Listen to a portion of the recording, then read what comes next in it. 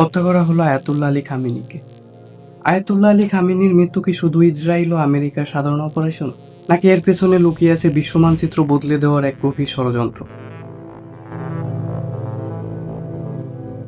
আপাত দৃষ্টিতে এটি ইরানের শোক মনে হলেও জিওপলিটিক্সের টেবিলে এটি আসলে আমেরিকার এক মাস্টার স্ট্রোক, যার মূল টার্গেট ইরান নয় বরং হাজার মাইল দূরে থাকা দেশ গণচীন।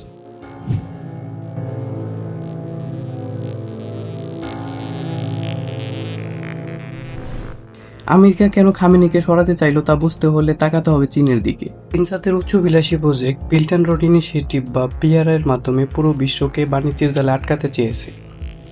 আর এই বিশাল বাণিজ্যিক রুটের গোল্ডেন গেট বা মেইন ফটক হচ্ছে ইরান।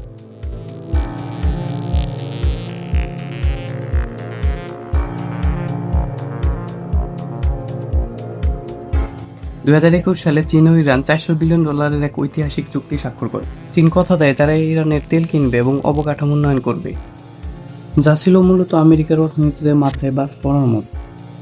কারণ ইরান যদি চীনের তেলের পাম্প এবং বাণিজ্যিক হাব হয়ে ওঠে, তবে মধ্যপ্রাচ্যে আমেরিকার পেট্রোডলারের রাজস্ব শেষ হয়ে যাবে, যা কখনোই মার্কিনিরা মেনে নেবে না।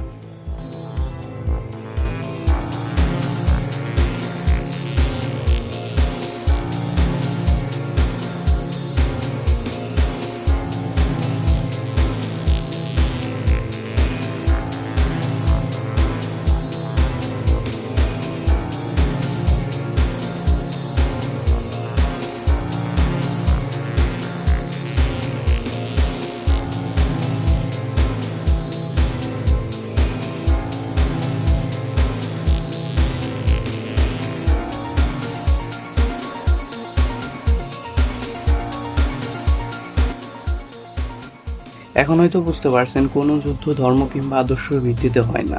যুদ্ধ মূলত হয় স্বার্থের ভিত্তিতে। পরাশক্তিদের এই স্বার্থ উদ্ধারের ক্ষেত্রে হাতিয়ার হিসেবে সবসময় বলির পাঠ হয় মুসলিমরা। কেন তাহলে? কারণ মুসলিমদের জীবন সবচেয়ে সস্তা। खून फिर खून है टपकेगा तो जम जाएगा, खून फिर खून है टपकेगा तो जम जाएगा।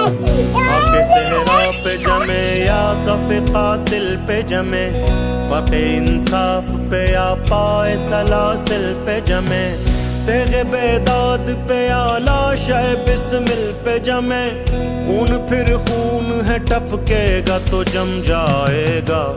जुल्म फिर जुल्म है बढ़ता है तो मिट जाता है, खून फिर खून है टपकेगा तो जम जाएगा।